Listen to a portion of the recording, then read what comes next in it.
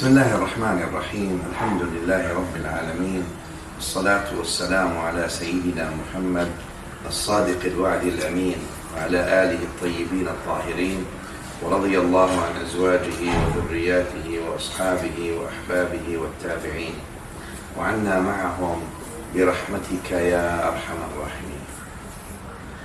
أما بعد، السلام عليكم ورحمة الله تعالى وبركاته. We are with Ramadan, and some people, they live a contradiction. Ramadan wants to offer us a chance to come clear and come clean without this contradiction that we live in. Some, especially young people, they seem to think that they're not powerful enough to discipline themselves except in Ramadan. But that itself is a contradiction, because in Ramadan they seem to discipline themselves. They seem to be able to refrain from doing things that they were doing outside of Ramadan. And that by itself shows us that we actually can do it, but there is no willpower to do it. Ramadan offers us that strength to have a willpower, to train us to have a willpower, to discipline ourselves to become better people. Because if you can do it in Ramadan, and you can refrain from doing evil and saying evil and thinking evil during the day of Ramadan, it means you do have the willpower to carry it on throughout the year, but you're not willing to. So exercise that, strengthen your willpower in Ramadan so it can carry you for longer than or beyond Ramadan. You see, oftentimes in Ramadan, young people, and that should also be a point. They, instead of before Ramadan, they gather around to go to this coffee shop or to go to this place or to go to this home or their friend's house and meet up and etc. and all that. But maybe in this Ramadan we want to try something different. Maybe we want to try to have those young people meet up at the masjid for Taraweeh.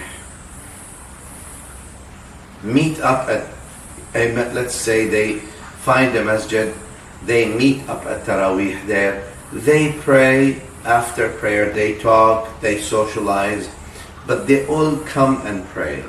And that's also for them to be better people, to be exposed to Allah's mercy, Allah's blessings for them. And as well as important is that they start training themselves for the last 10 days of Ramadan, where they want to spend more time praying and more time with Allah subhanahu wa ta'ala. The implicit idea here is getting the young people and everyone really to spend more time with Allah subhanahu wa ta'ala. Instead of going to the malls and going here that people used to do, now meet up at the mosque. Make it fun, make it pleasant. It's not a burden, it's actually a great honor and a great reward that you will get. It's a relief, and therefore let's ask the groups, whether young people, men, women, meet up at the masajid for Taraweeh. Stay for some Qiyamul Layl as well, etc., etc., etc. You can do it because you've proven that you actually have the willpower. Before the flower dies, before you're become too old and too sick and too busy, you witness and you see people who are no longer able to walk, and now they use a cane. And long years have left an effect on their faces. Those people used to be filled with energy and activity when they were young, and now they're no longer there. And you know what? We all will be there sometime when we are no longer as active, we're no longer as energetic, we no longer have that time of the youth, and therefore do things before you're unable to do them, because then you might regret that. You know the hadith where the Prophet ﷺ is reported to have said, لن تزول قدما عبد يوم القيامة حتى يسأل عن أربع. You will not be passing the test of Qiyamah until you're asked about four things. عن عمره فيما أفناه, about his age, how did he spend his life, how did she spend her life. وعن شبابه فيما أبلاه, and about his youth, how did he use up his youth. وعن ماله, and about his wealth, how did he earn it and how did he spend it. So these are four questions, but notice two about time and the other two about money, right? The four questions. The two about time is on your whole life, how did you spend it, and on your youth, how did you use it up. As if, because youth is you're using it up. And also about money, how did you earn it and how did you spend it. So let's prepare ourselves and prepare our answers. And also I want to say something also as well for the young people, where the Prophet ﷺ told us about 7 people who will be granted a shaykh, yani mercy, in the day of judgment, where no one is granted the mercy but those who are granted the mercy. And among them, شَابٌ نَشَأَ فِي طَاعَةِ اللَّهِ, a young person who has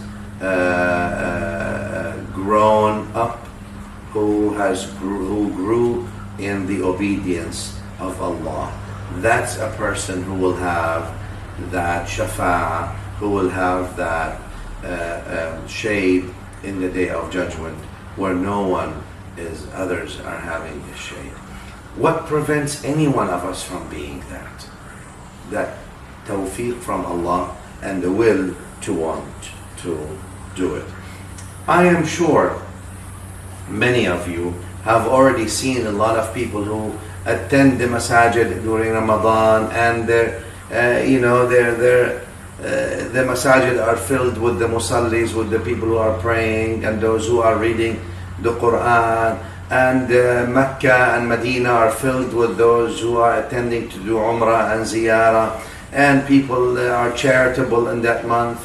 So you see this one is praying, and that one is reciting, and that one is giving charity, and the other one is making dua. Where are you in all that? People are competing. Where are you in all that? A lot of people are satisfied by wishful thinking.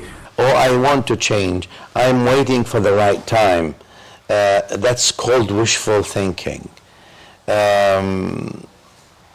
Until something happens and he no longer can do what his wishful thinking wanted to do. The time, my dear beloved, to change is now, and now is the right time. Let's take advantage of Ramadan. Bismillah. Assalamu alaikum wa rahmatullahi ta'ala wa barakatuh.